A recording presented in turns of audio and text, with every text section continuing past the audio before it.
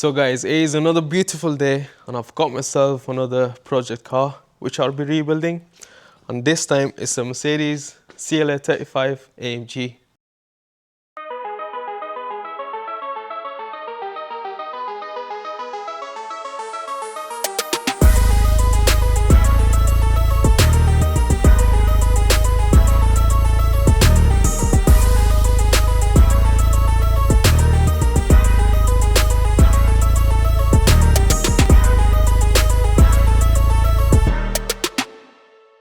I've only paid a fraction of the original price, and I think you can see why that is.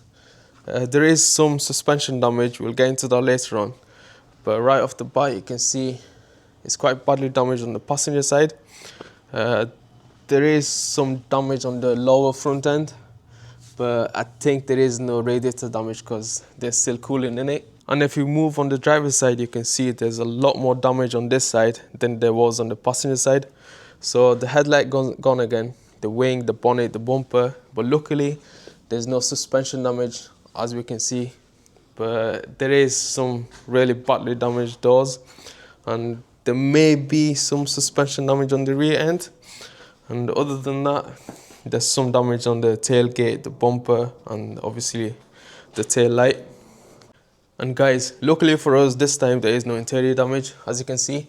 So no airbags are deployed, seat belts or curtain airbags, even though it's been damaged quite badly on the side, as you can see, and at the front as well. So this car is 4MATIC, which means it's 4-wheel drive in Mercedes terms. It's got drive shafts at the front and drive shafts at the rear. And this passenger side front drive shaft has been ripped off during the crash, so it doesn't let the car drive or move, even though it's got 3 other drive shafts.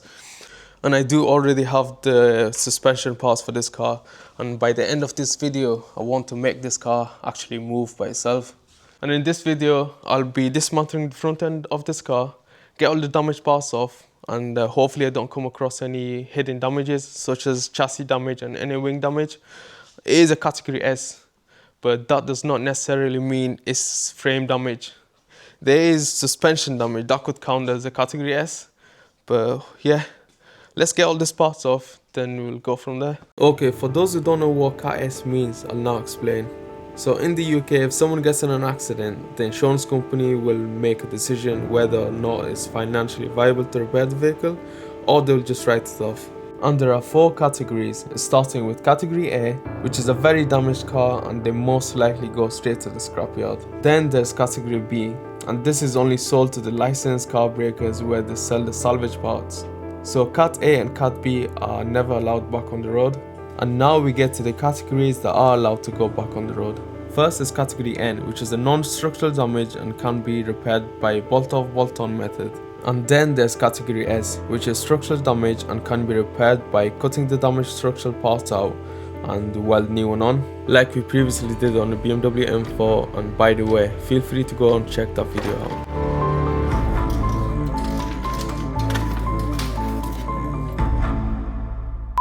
And guys, with the bumper off, now you can see the extent of damage here. We can see the slant panel is damaged, it's been ripped off from there. And good news is that there is no damage to the reinforcement bar, which means there is no frame damage, which is a great news. And also, look how sad this car looks. It looks absolutely devastated. So anyways, we're gonna continue getting all the damaged parts off, including the slant panel and the headlights.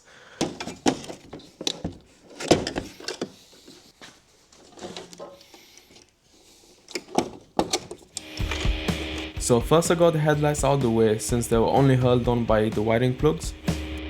Then I continued to remove the bonnet cable and bonnet catch.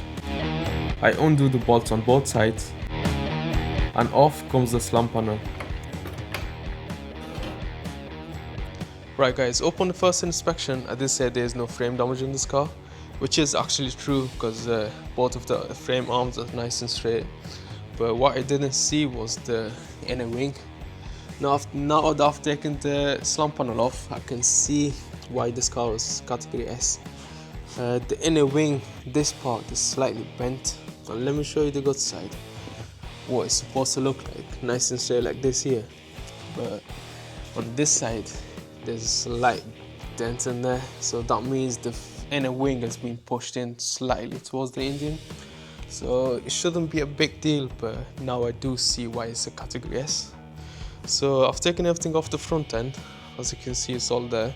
Now I'll move on to the wings or fenders if you're American. And the two other bits that I noticed were damaged is this windscreen washer bottle, which is cracked from the top.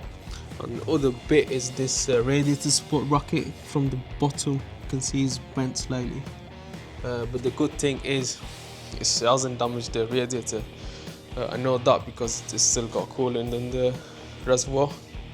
And other than that, yeah, it's all sound. And now I'll go ahead and remove the wings and also to see if there's anything else that's damaged under the wing. So to remove the wing, I first undo the bolts from the top and sides, which were the easy part.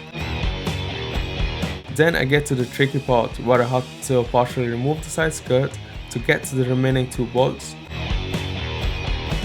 I removed them and out with the wing. I then continue to carry out the same procedure on the driver's side and remove the wing.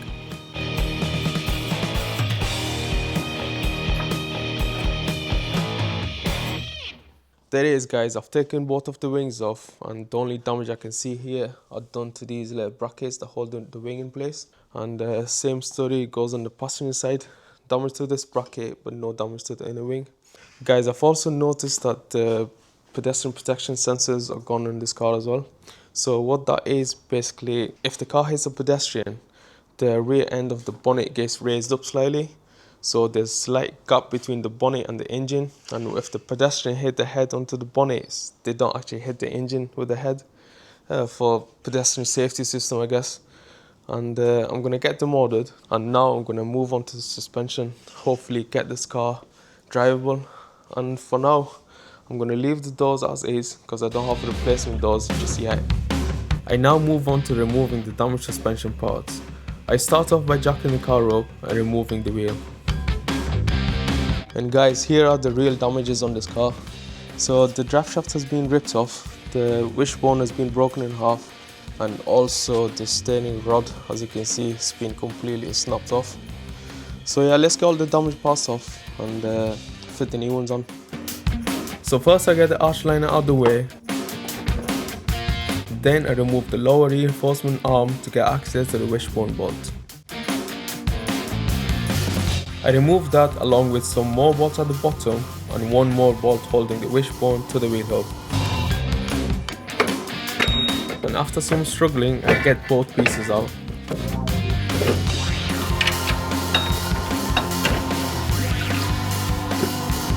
I then remove the remaining of the steering tie rod and finally move on to the drive shaft, where I remove most of it, but there's still a piece of it stuck in the gearbox.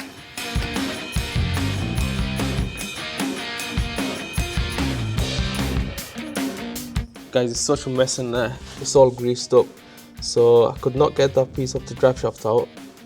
I tried everything, and the only option left right now is to get the under tray off and see if I can pry it out from the underneath.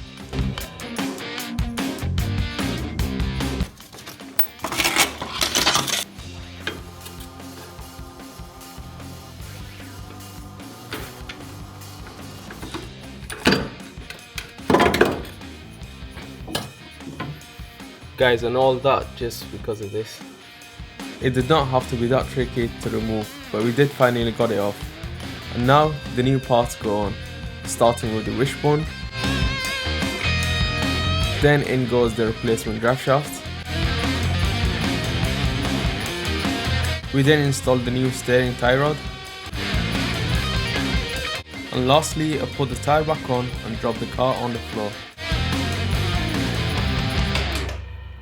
Okay guys, I've replaced all the suspension parts and dropped it on 4 wheels. And now I'm gonna go ahead and start the car and see if it actually drives. I mean, there's no reason it shouldn't drive, but still.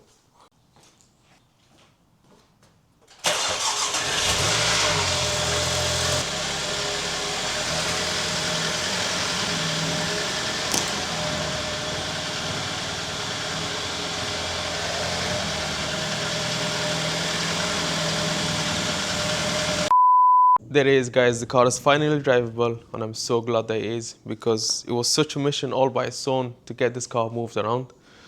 So we have taken everything off the car, all the damaged parts, and I'm gonna get them ordered. And in the next video, we will be installing everything back on and hopefully get it ready for a paint job. And that's it for this episode, guys. Please don't forget to like and subscribe, and I'll catch you in the next one.